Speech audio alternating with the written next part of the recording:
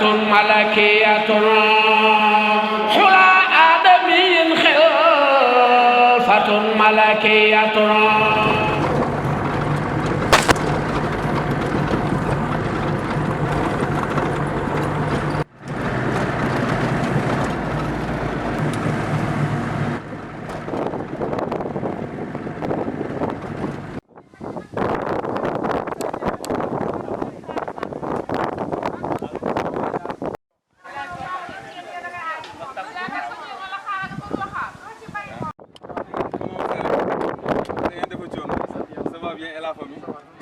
Diallo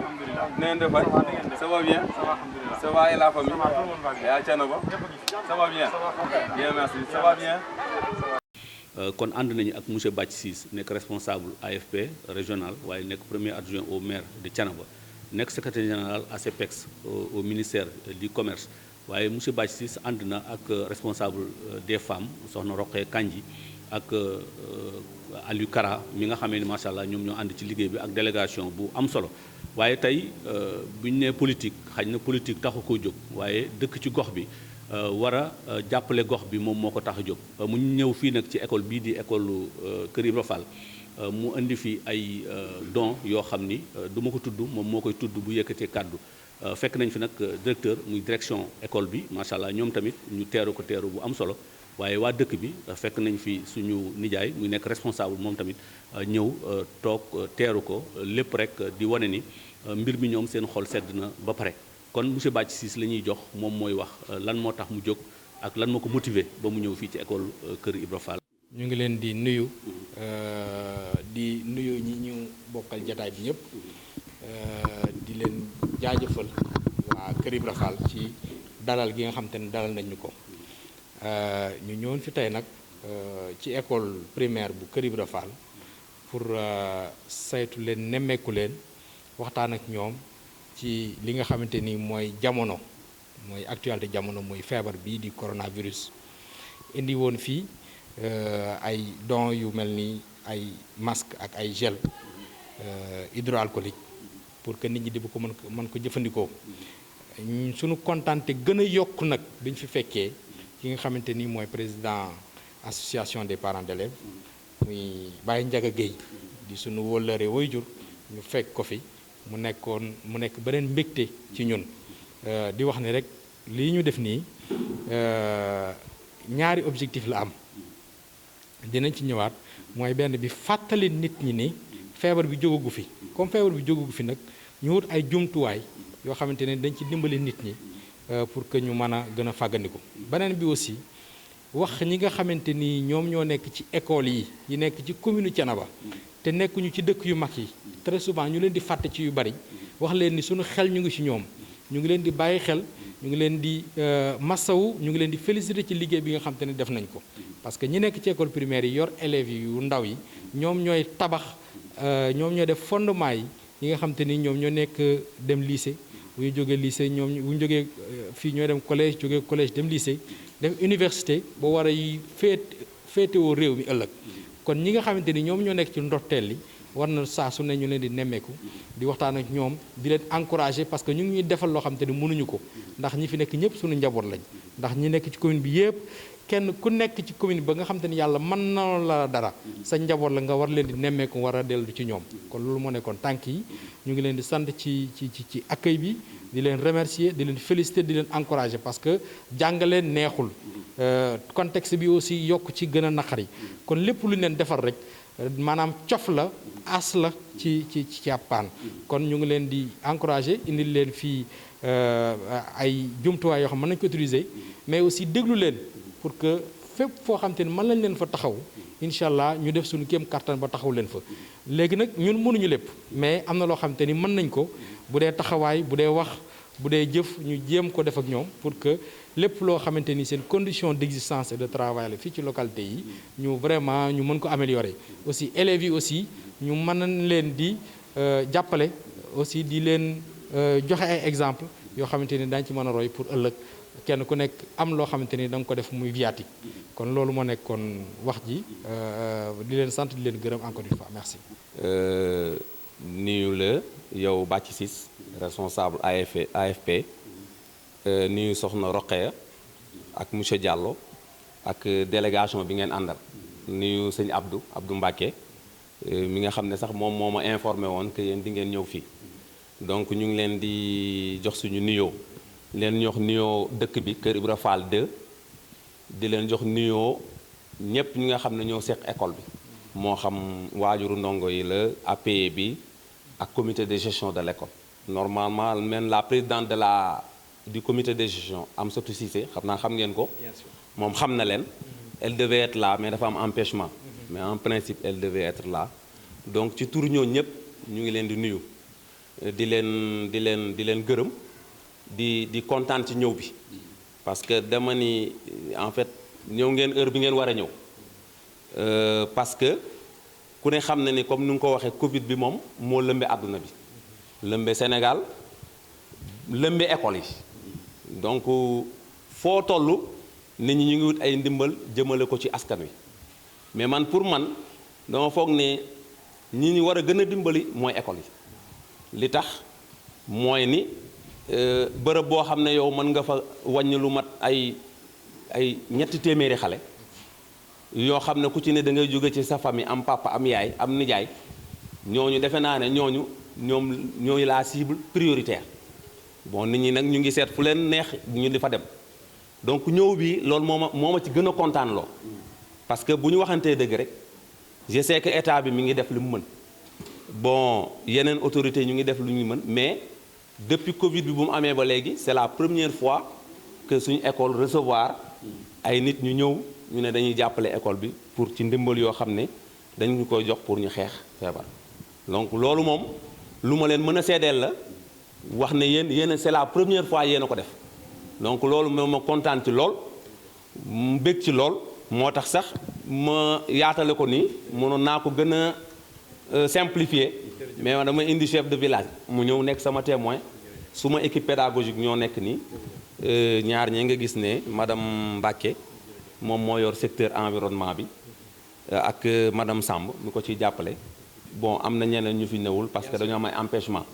donc ñun daal suñu impression bu njëkk mooy mbégte bi ñu am ci ñëw bi ngeen ñëw fii lii bu doon benn carton sax ñun lu rëy la ci ñun ndax ku ci ne yaa ngi seet ki nga mën a dimbali ñun ñuy seet ñu mën a dimbali te loolu day jafe ci ñun donc loolu bu ngeen ñëwee fi fekk suñu ci ñun woowuñu leen yow defe naa ne mës naa la gis mais yow xamoo ma mës naa la gis ci benn rencontre au niveau de l'école Serigne Ibrahima Seck bi ñuy defal monsieur Ndongo Abdou Mbacké moom di xamante nañ ak Diallo soxna Roqee également donc su ngeen defee lii te kenn santu leen ko kenn sollicité wu leen ñun loolu mbégte rek lañ ci mën a àndal suñu mbégte nag am na fu mu tàmbalee mais kenn xamul fu mu yem li ngeen def nag defal ko xale yi leen a xam li ngeen ci bëgg ñu ngi ñaan yàlla ci ndimbalam lu ngeen ci yaakaar yàlla na weesu seen njort ci yàlla fay leen ko parce que ñun dañoo gis ne ñun en tant que jàngalekat kuy defal xale yow yàlla ngay liggéeyal waaw ñun njàngale mi ñu jàngale sax loolu lañ ciy gisee suñu bopp donc ku ñëw def lii dafa mel ni yàlla ngay liggéeyal donc liggéey boobu nag ñu ngi ñaan yàlla fay leen ci ba lu weesu seen njort waaw ñun daal am nañ ci mbégte lool ci ñëw bi li ngeen def nii rëy na lool wax dëgg yàlla donc ñun loolu lañ ci mënoon wax di sant di leen nag sant ci turu suñuy kilifa parce que am nañu ay kilifa ci turu inspecteur de l'éducation de Thiès département bi ñu bokk ñu ngi leen ci sant ci turu aussi le ministre de l'éducation nationale comme ñun foofu mooy suñu secteur donc ñun daal loolu mooy suñu impression di wax na ñun kontaan nañ ñu ngi leen di masawu coono ci déplacement beeg yéeg bi ku ne xam na ne contexte bi difficile na naaj bu tàng bi am ngeen yéen yitte yu rëy parce que yéen seen activité mayu leen ngeen am yenn jot yi donc xalaat bi ngeen xalaat daal bu ñëw école Kër Ibra Fall mbég nañ am nañ ci mbégte bu rëy rëy monsieur Ciss donc kontaan na ñu ngi leen di sant di leen gërëm waaw wasalaam. te it moom xam naa ne kii li mu wax moom am na ñu ngi fiy jàngal waaye ku ci ne la sarol yaa ngi koy doxal ndax xam naa ne jàngale métti na mën nañoo ñëw fii ne danoo jàng tubaab ak yooyu waaye yooyu yëpp nu ñëw ci ñoom ñëpp boo koo ci romb fii doole sax mën naa bind turam bi tubaab te it yéen ni ngeen def li ma leen jëkk wax mooy gune Sëñ Saliou Mbacké da cee wax leen ne la xamul gune loolu na ku déglu wolof moom mënuma la koo wax ne la moom xam na borom tànk bu tuut soo defalee gune lu mu tuut ah xam yàlla lay fay da ci am yoo xam ne yii nag moom lu jar a wax la heure boo ñëwee toog ci mbooloo ay gune toog ñu gisal xale ba ne ko wàccal bu fekkee ne xam nga dara bul toog doo dem loolu nag ñu bari sa du leen ko wax kon nanu ñaan yàlla defal na jàmm defal na xiiwal wax ji daanaka kii bu waxee rek waxaale la ñëpp man dama mënul wax waaye loolu moom na nga ko diglu bu baax waa xibaar jërëjëf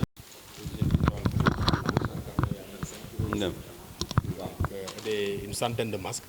et 120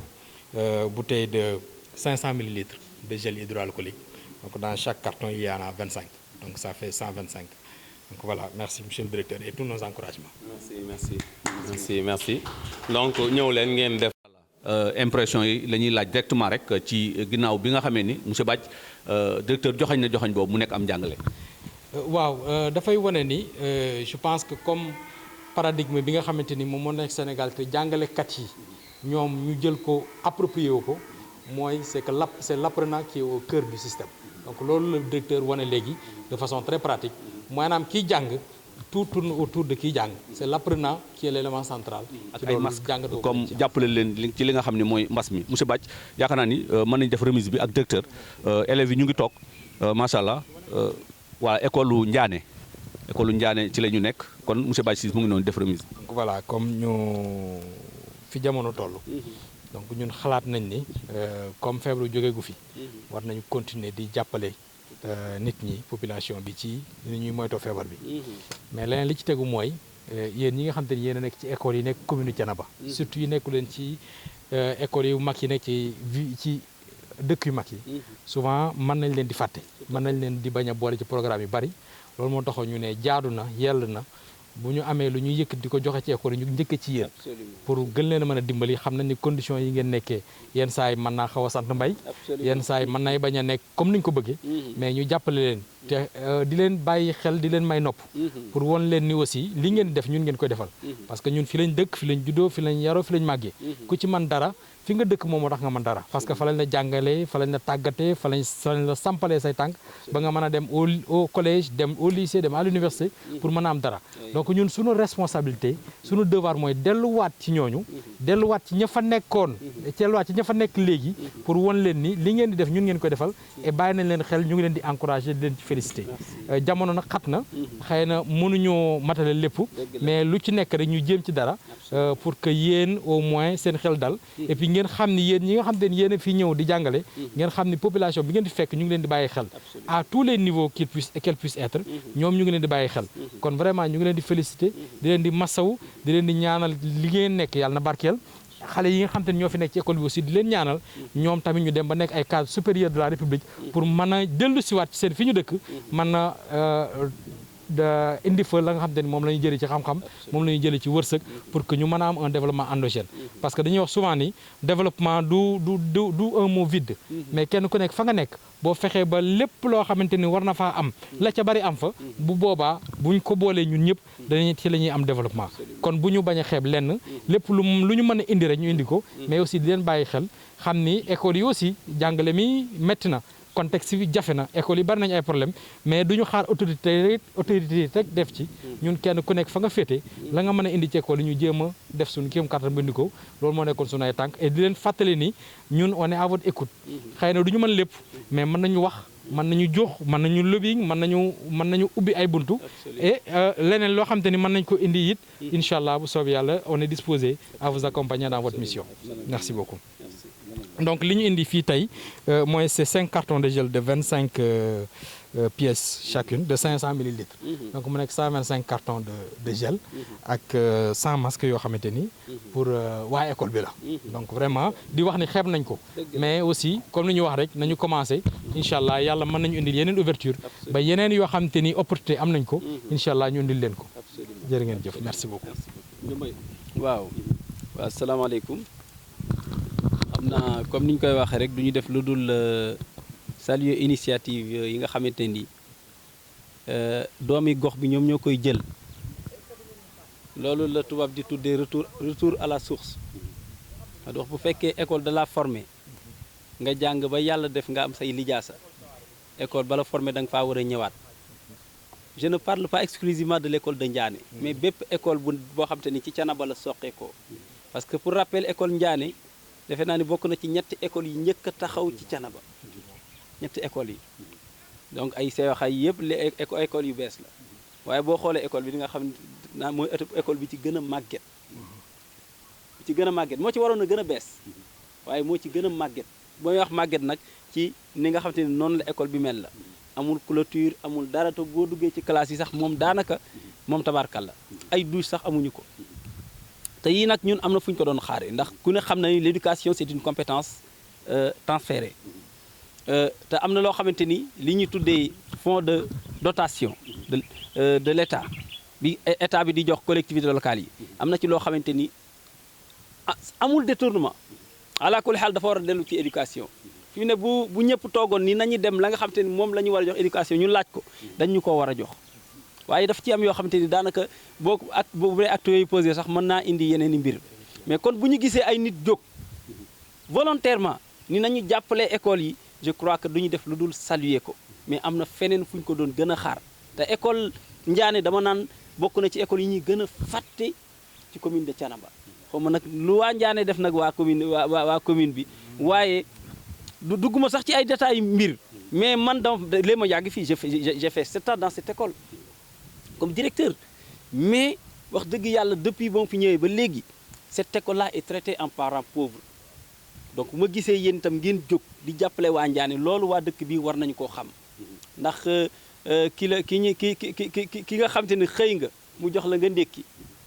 añ jot mu jox la nga añ bu nee la di nga reer kon war ngaa gëm ni di nga reer moo tax kon loolu franchement kontaan nañ ci acte bi ñu ngi koy saluer à sa juste valeur donc le trésorier du CGE mu ngi nii toog président bi fi la nekkoon sax dafa yàgg nañ fi depuis 11h ñu ngi fi donc pour rafetlu war na ni la lii ngeen di def nii kontaan nañu te gis nañu ko donc école Ndiané daal mu ngi nii on manque de tout bi ngeen ñëwee léegi rek fekk ngeen ñu ak cantine scolaire bi waa PAM ñoo ñu jox cantine d'ailleurs war nañ fi ñëw léegi mais cantine PAM bu ñu ko joxee daanaka 10 jours daara yi jeex 10 jours on donne 211 000 francs pour le mois nga war ci def añ ak ndékki xam nga loolu c'est pas évident bon léeg-léeg dañuy dëbal sax dugg ci yenn ruq-ruqaan yi pour mën a au moins egg ba le 15 wala le 20 mais xale yu tàmm ndékki tàmm añ bis boo ko arrêté rek defe naan day xaw a impacter négativement sur les enseignements donc vraiment loolu appel la bu ñu leen di jox ya ca des mooy école bi mur de clôture bi il paraît que sax dugal nañ ko ci fonds de concours bu mairie Thiénaba voilà donc ñu ngi koy xaar parce que woowoon nañu ni ñu war nañ ko clôturer donte yàgg nañu ko wax mais toujours ñun itam dañuy toog ni rek ba keroog xaar ba gis loo xam te ne gisal nañu ko suñu bopp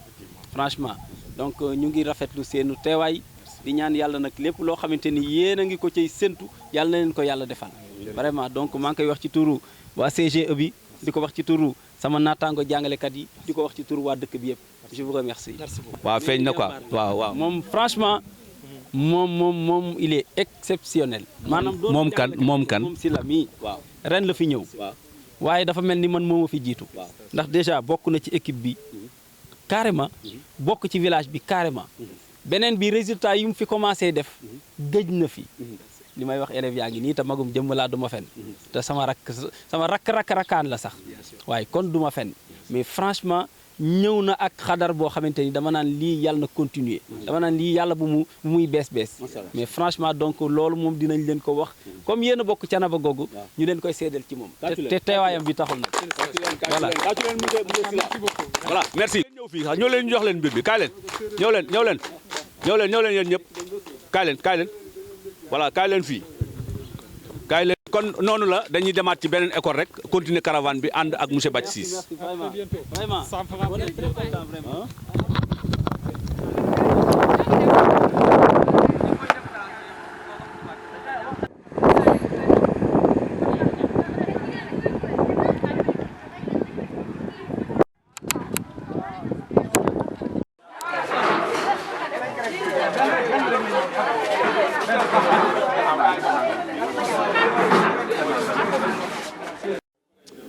mbokk yi comme delluwaat jaajëfal leen yéen ñi ànd ak ñun boobu ba léegi ci caravane don bi ni ma ko tuddee xam naa borom sax tuddee woo ko noonu mais man maa ko tuddee en tant que homme de média ñu ngi fii nag ci Kër Malamine école primaire ginnaaw bi ñu jógee école primaire bu Ndiané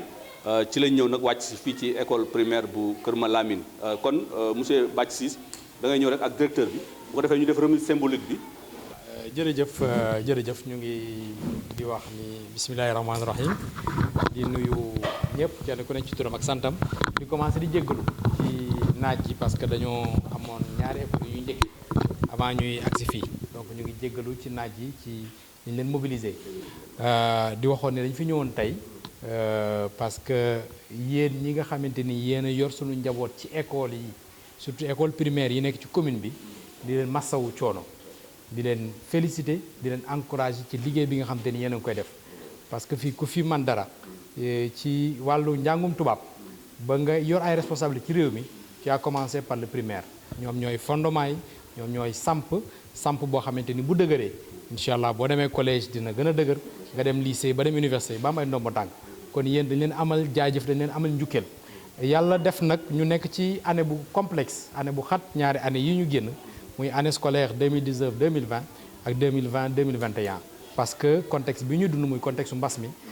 jumtuwaay yi matewul fépp te feebar bi mu ngi fi ba léegi kon te comme président de la République am na yu mu dindi ci yenn yoo xam ne ay restrictions la woon mais muy aajowu ñu gën di fàggandiku pour que ñu mën a xeex ak feebar bi loolu moo waraloon tey ñu ñëw fi entre autres indi fii ay don de gel hydroalcoolique muy 5 cartons de 25 mu nekk 125 ak une centaine de masques pour jàppale leen ci liggéey bi xam nañ ni matewul mais jàppale leen ba pare wax leen ni ñu ngi leen di bàyyi xel ci jafe-jafe yi nga xam te ni yéen a koy dund parce que je le dis et je le dis à Ndiané et à Kër Ibra Fall très souvent école yi nga xam te ni nekkuñu ci dëkk yu mag yi souvent dañ leen di xaw di fàtte yenn saay ci séddale bi parce que nekkuñu ci dëkk yu mag yi donc loolu moo waral ñuy ñëw fii tey commencé ci yéen di leen wax ne ñu ngi leen di bàyyi xel ñu ngi leen di encouragé ñu ngi leen di félicité ci liggéey yi nga xam te ni yéen a ngi koy def ñu ngi dégg résultats yi et ñu ngi dégg résultats yi dans toute la commune xam nañ ni moyens yi nga xam te ni mettre nañ ko à disposition bokkul ak résultats yi parce que résultats yi vraiment c'est des résultats très encourageants et ñu ngi leen di encouragé di leen félicité di leen ñaanal yàlla li nga xam te yéen a ngi koy def te au-delà du fait que c'est votre métier mu nekk ay passion mu nekk ay loo xam te ni servitude la mu nekk loo xam te ni sacerdoce la yéen a ngi koy def yàlla na leen ci yàlla fay yàlla na leen ci yàlla dimbali yàlla na liggéey bi gën a ñoŋ tout tànk yi nga xam te ñu ngi fiy jàngee ñu ngi leen di ñaanal aussi ñoom tamit yàlla nañu am réussite yàlla nañ devenir des cadres ba dellusiwaat ci seen dëkk lépp loo xam te ne war na fi ci jumtuwaay wala ci développement ñoom ñu mën a bokk ci ñu koy tabax corps enseignant bi yëpp ñu ngi jël sunu nuyoo teg ko sa loxo waa dëkk bi ñu ngi leen di nuyu di leen sant di leen gërëm et gis nañ fii comité de gestion école bi ak parents d'élèves yi ñoom tam ñu ngi leen di encourager parce que je pense que ñoom aussi dañu bokk sur les acteurs de l'école sur les acteurs de l'éducation kon ñoom ñëpp communauté éducative bi yëpp ñu ngi leen di nuyu di leen jaajëfal di leen remercier di leen féliciter di leen wax ni lii maanaam lu symbolique la rek luy ñëw indil leen ko mais xam nañ ni seeni soxla gën na yaatu lii et ñu ngi leen di may nopp di leen bàyyi xel loolu moo nekkoon wax ji asalaamaaleykum. ok asalaamaaleykum wa rahmatullaahi wa barakaatuh ñu leen di sant di leen gërëm di ñaan yàlla li nga xam ne tey jii moom fi dajale ñu mën ko eggale ci alhamdulilahi rabbil alamin maa ngi fi ak samay naataangoo équipe pédagogique baa ngi nii sama nekk ci ma ànd ak man responsable yi nga xam ni moom la ñuy dëkk bi toftal pour ñuy liggéey ak ñoom ñu ngi nii toog muy président CEG président APE chef du village mu ne toog ñun ñëpp mu jël seen kàddu tey yi pour di dalal leen te di leen sant di leen gërëm di wax rek ni lii ngeen ñu indil tey ji muy matériel yi ngeen ñu indil fii ça vient à point nommé parce que soxla woon nañ ko aajo woon nañ ko pour xeex li nga xam ne tey ji mooy mbas mi waaye aussi dafay améliorer la qualité des apprentissages parce que feebar xam ni ku ne xam ne feebar mënul ànd ak jàng te lii li xam ne loo xam ne luy dàq feebar la ci école yi dañu leen di gërëm di leen sant dina wax ni leen mairie bi day partenaire naturel de l'école de Kër Malamine Ndiaye la te fii lii du lu jëkk am na yeneen jikkoon yoo xam ne mos nañu ko fa def fii ci école bi yooyu ñu leen ciy sant di leen ci gërëm à chaque fois suñu sollicité maire rek ci waaru école bi ci war taxaw luy doxal école bi ak apprentissage yi suñu nekkin ñun rek maire bi def na ci loxoom kon tey jii ñu di gërëm di leen sant di leen ñaanal yàlla li ngeen mën tey yàlla def ngeen mën ko ëllëg ñoo ne là on est ouvert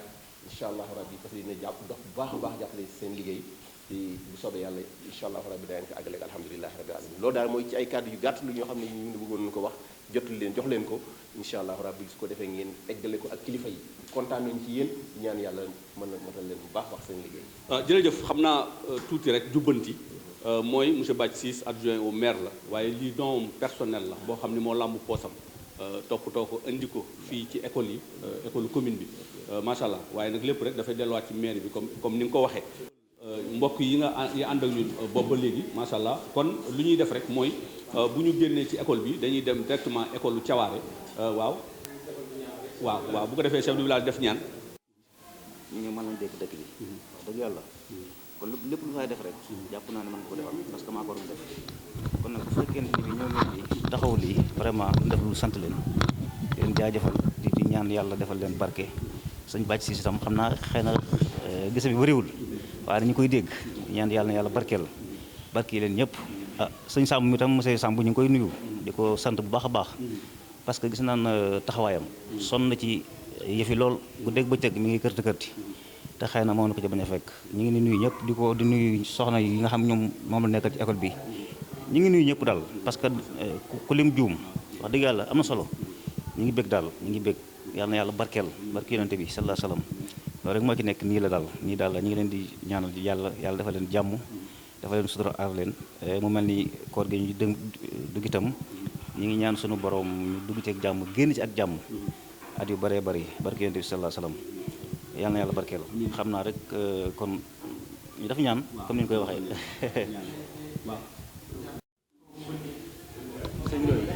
kan ci Matar Ndoye moom fi la nekk moom tamit moom sama nijaay la Matar Ndoye donc ñu ngi koy nuyu di ko féliciter aussi di ko remercier macha allah خيراتي الله أسبل ستوري أسل الأمور كاس الخيور بلا كداي اللهم صل على سيدنا محمد الفاتح لما أغلق والخاتم لما سبق الناصر الحق بالحق والهادي إلى صراط المستقيم وعلى آله حق قدره ومقدار العظيم إن الله وملائكته يصلون على النبي يا أيها الذين آمنوا صلوا عليه وسلموا تسليما صلى الله تعالى وعلى آله وصحبه وسلم سبحان ربك رب العزة عما يصفون والسلام على المرسلين الحمد لله رب العالمين. boobu ba léegi macha allah jóge nañu Kër Malamine ginnaaw bi ñu jógee Ndiané ak Kër Ibra Fall mu nekk caravane boo xam ni jiite na ko monsieur Bathie Ciss di responsable AFP waxoon nañ leen ko waaye nekk deuxième adjoint au maire wala premier adjoint au maire bu Thiénaba waaye en même temps yore ay ndomba tànk responsabilité ci réew mi. tey nag gox bi nga xamee ni fi la jànge fi la dugge école macha allah gox boobu tey la ñëw wër école yooyu mu jaaroon donte école Serigne Ibrahima Seck la jaaroon waaye école Serigne Ibrahima Seck ak école yi nekk ci commune bi muy école primaire yëpp benn école la mu ni day dem nemmeeku école yi defaat visite waaye fàttali leen li nga xamee ni moom mooy mbas mi fi nekk wax leen ni leen jógewu fi muy message am bu ñuy dégg ci biir axe bi mu def waaye yóbbul leen ay gel yóbbul leen ay masque macha allah jàppale leen ko ci mbas mi nga xamee ni moom moo nekk ci réew mi ànd ak nag média bi lépp rek pour wane un exemple joxoñ loolu lañ ci jublu tey nag ñu taxaw fii ci école Thiawaré mu nekk école bu mujj ci suñu caravane ñu war a def remise symbolique bi fekk fi adjoint directeur bi ak ñi nga xamee ni ñoom la seqal école bi may fàttali ni suñu caméraman T24 muy monsieur Talla Diagne moom tamit ci école bi lay jàngale mu nekkaat Oustaz voilà waaw mais benn la rek macha allah mu nekk lu am solo tey kon monsieur Bathie ñu ngi école lu Thiawaré. jërëjëf sëñ Moussa Diamé comme fii mooy sunu état bu mujj mais ma am mbégte aussi pour ñëw fi Thiawaré ndax je pense que suñu ñëwee Thiawaré fekk fi sunu baay bi chef de village di ko nuyu bu baax ak waa dëkk bi mën naa ni sama papa amoon fi cër ndax ñi nekk ci dëkk bi ñëpp ay wëllëreem lañu. kon Thiawaré tey kum fi dul sama baay bu dee góor nga di sama nijaay wala sama tante wala sama umpaañ kon bu ñu ñëwee fii tey indil leen lii mbégte la bu ñu am ci ñëw fii mais mbégte la aussi bu ñu am ci ñëw ci école Thiawaré kon monsieur le directeur comme yow yaa fi représenté directeur donc dañu ñëwoon indil leen ay gel 4 cartons wu 25 unités de 500 litres mu nekk 100 unités de 500 litres ak une centaine de masques pour jàppale leen ci xeexu mbas mi xam nañ ni feebar bi jógee gu fi mais nit ñi faaw ñu jox seeni soxla faaw ñu jëflante te école yi aussi dafay nekk ay lieu de rencontre kon ñun dafay jaadu aussi bu ñuy wut ay cible ñu boole ci école yi comme mu nekk cible yu njëkk kon loolu moom moo waraloon ñu ne dañu ñëw ci école yi nga xamante ni ñoo nekk ci Thiénaba ci commune bi mais aussi souvent mu nekk école yoo xamante ni xëy na mën na bu am bu ñuy séddale comme ci ay dëkk yu nekkuñu ci dëkk yu mag yi mën naa am ñu leen di fàtte de temps en temps moom moo tax ñu ne nañu ñëw fii pour won leen ni ñu ngi leen di bàyyi xel pour won leen ni ñu ngi leen di déglu pour won leen ni aussi ñu ngi leen di tàllal loxo pour jàppale leen ci jafe-jafe yi xëy na mënuñu matale lépp waaye lépp loo xamante ni sunu làmmeñ wala sunu tànk wala sunu poos mën na ko incha allah di wax ni ñu ngi disponible pour accompagner leen ci loolu parce que yéen ñi nga xamante ni yéen a yor xale yi jàng yéen a ñu toogal fii parce que ñun ñëpp ci école primaire yi lañ jaar pour mën a feñ àgg ñu mën fa àgg et une bonne formation au niveau des écoles primaires permettre nañu bu ñu demee ci lycée yi ñu mën ci continuer suñu demee ci université yi ñu mën a continuer te fii lañ koy sampe ci école primaire yi kon yéen ñi fi nekk di commencer loolu njëmbat moomu dañ leen di encourager di leen féliciter di leen remercier di leen wax ni lépp loo xamante ni def ngeen ko ci xale yi population Thiénaba yëpp ngeen ko defal parce que kenn ku fi jóge ba tekki bala ngay defal kenn fenn leneen da ngay ñëw fa nga dëkk def fa déjà la fa la soddale man te boo ko defee mën na am mu landi ba génn ci sa waa kër laal waa gox ba laal waa commune ba yëpp kon yéen ñi nga xamante ni yéen a ngi commencé loolu nekk ci début ci tout tànk yi ñu ngi leen remercier di leen sant mënuñu leen xëy na régler seen problème yëpp parce que jafe-jafe jàng bari na jàng ak njàngale seen jafe-jafe bari na parce que fi réew mi toll moo tax mais ñu jéem ci rek fi nga xamante ni fa la ñu mën a accompagner leen ci lii mu nekk loo xamante ni c'est juste symbolique pour encourager leen pour wax leen ni ñu ngi seen wet waa Thiawara yëpp nag ñu ngi leen di nuyu di leen ziyaara di leen wax ni ñun fii njaboot lañ fi parce que sunu waajur daf fi am na ay wëllëre yu bare ñu koy fàddali di koy di ko fàttali waa Thiawara yëpp ñu am fee aussi ay xarit di leen nuyu ñoom ñëpp di leen sant salaamaaleykum loo ma nekkoon kàddu gi. macha allah. donc di nuyu ñëpp di la nuyu yow fi ñëw ànd ak équipe bi di nuyu monsieur Ciss bi nga xam ni moom moo def don bi donc ci baatu waa école bi ci baatu directeur bi di jéggalu nag tuuti ci ñàkk teewaayam te du ci coobareem mooy li muy wax rek fi mu wax léegi foofu laay ñëwaat rek problème yi nekk ci école dafa bari te ci loolu moo ko empêché sax mu absenté la parce que depuis démb ba tey mi ngi ci yooyu parce que kayitu xale yeeg yenn détails yooyu yëpp mi ngi ci yooyu la nekk nag moo tax ñàkk teew bi neexu ko waaye nag mënu ci dara ndax bu la tribunal convoqué pour nga ci ay kayitu xale moom yaakaar naa ne loolu moom moo xawoon nekk priorité mu am tamit kóolute ci ñun ñi nga xam ne ñooy ay adjoint woon topp ci moom daal di ñu ne dénk naa leen ko bu fi ñëw tamit mën ngeen koo gérer ndax bu fi nekkul day mel ni maa ngi fi donc ci loolu ci taxawaay boobu lañ fi taxawee man ak oustaz Talla Diagne ak madame Diop te aussi tamit mu nekk dëkk boo xam ne duñu fi def dara yaakaar naa ni te yëgoowuñ ko ak waa dëkk bi donc en l'occurrence chef de village bi ak présidente bi ak parents d'élèves yi nga xam ne ñoo fi nekk constitué CGE bi moo tax bi ñu waxee lii rek ñu ne xaaral ñu wax leen ko tey ci suba laa ko wax mu def mobilisation ne xaaral ñu ñëw def loolu lu wane seen njàmbarte ci dëkk bi ak fallu gi ñu ci fallu ak sawar gi ñu sawar ci jàppale école bi waaw loolu moom dinañ leen ko loolu laa leen di leen ko témoigner ñoom ci dëkk bi léegi nag ci loolu it di la sant yow it di la gërëm parce que yaa ngi naan c'est un geste symbolique waaye teraanga du tuuti li nga def nii xeeb nga ko waaye ñun lu rëy la ci ñun parce que bëri na ñu koy def peut-être sóoraale wuñu peut-être ñu ngi koy def romb ñu dem ci ñeneen waaye yéen bi seen xel doxee ba daj fii jàpp ne nag ñii war nañ leen a mun na am ñu fàtte leen waaw sóoraale googu rek fa amul fay kooku moom amul fay donc loolu lañ leen di njëkk sant di leen ci gërëm vraiment di leen ci jaajëfal te xam ne am nañ ci mbégte bu baax a baax vraiment kontaan ci lool vraiment di leen sant di leen gërëm jëf yi nag sax daf ñu xaw a bett jërëjëf waaye nag bu ñu bettul woon peut-être mobilisation bi sax dina demee neneen nu dool nii macha allah mu nekk lu am solo xam naa di jaajëfal Baye Ibrahima Sawaré fekk nañ ko fi moom mooy kilifa dëkk bi waaye mooy kilifa jataay bi ànd na ak Serigne Gora Cissé macha allah mu ngi ci wetam xam naa ñaan gi moom moo ko yore waaye présidente ICG voilà ñu ngi koy jaajëfal bu baax. waaye itam mu jël lépp itam teg ko ci suñu loxo benn bi itam di leen nuyu ci turu imam bu Thiawara ndax xëy na ñun la ko yàlla nattoo waaye itam imam Moussa Cissé mi ngi ni toog ànd ak ñun ñu bokk jataay bi waaye comme ni ko directeur waxee monsieur Lo li nga xam ni moo fi teewal directeur kàddu yooyu rek moom lay répété waat tuuti rek di jaajëfal Bathie Ciss ak mbooleem ñi ma àndal ñëpp rek